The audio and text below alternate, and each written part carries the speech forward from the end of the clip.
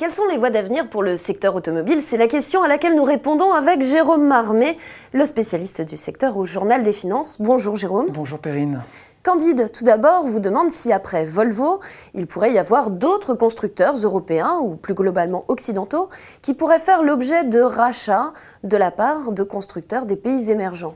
Alors effectivement c'est une tendance puisque Volvo a été racheté par le chinois Geely et c'est essentiellement les constructeurs chinois qui ont aujourd'hui des velléités de développement en dehors de leurs frontières, même si la priorité c'est d'abord de fournir le marché chinois.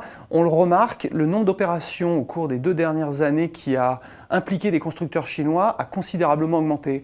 On a cité Geely avec Volvo, mais on pourrait citer la reprise de la marque Hummer, les fameux 4x4 américains par le groupe Dongxiang.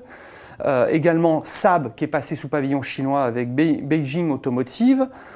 Il y a également Jaguar, mais cette fois-ci qui est tombé dans l'escarcelle de Tata Motors. Mais on le voit bien, ce sont des constructeurs chinois et dans une moindre mesure indiens qui ont des velléités de se développer à l'international. Alors, ça passe essentiellement par des rachats de marques que des constructeurs occidentaux, la plupart du temps en difficulté, sont prêts à céder.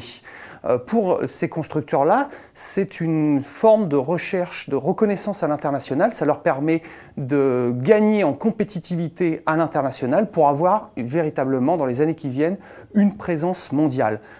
On est, je pense, au tout début d'un processus qui va durer pendant plusieurs années, mais c'est une tendance de fond qui est appelée à se développer. L'Arave, pour sa part, s'intéresse au titre Renault. Renault qui, lui, regarde un Sud-Coréen, SsangYong. Il fait partie des 6 candidats au rachat de cette société, sachant que les 5 autres sont plutôt justement des constructeurs issus des pays émergents.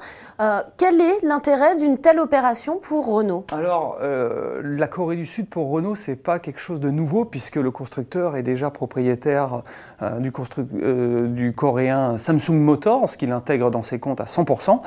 La Corée du Sud, c'est le 5e marché automobile mondial, c'est 3,5 millions de véhicules vendus l'année dernière. C'est un marché à fort potentiel chez Renault, qui assemble notamment en partenariat avec Samsung ces fameux 4x4 Koleos. Et pour Renault, regarder une entreprise comme SsangYong permet d'asseoir un peu plus sa présence en Corée du Sud. Moi, je pense qu'il y a un intérêt stratégique évident dans cette opération. Après, SsangYong est un constructeur qui est quand même beaucoup plus petit que Samsung, beaucoup plus local, et de ce point de vue-là, c'est pas forcément le constructeur à privilégier pour Renault. Et puis se pose la question, les questions financières, puisque SsangYong est en grande difficulté financière. Pour le racheter, il faudrait investir au bas mot entre 200 et 400 millions d'euros. Carlos Ghosn, président de Renault, a dit qu'il ne voulait pas faire des acquisitions dispendieuses, qu'il fallait surveiller le cash. On peut donc s'attendre à ce que Renault fasse une offre très basse. Moi, je pense que Renault va simplement juste regarder le dossier et ne pas aller au bout.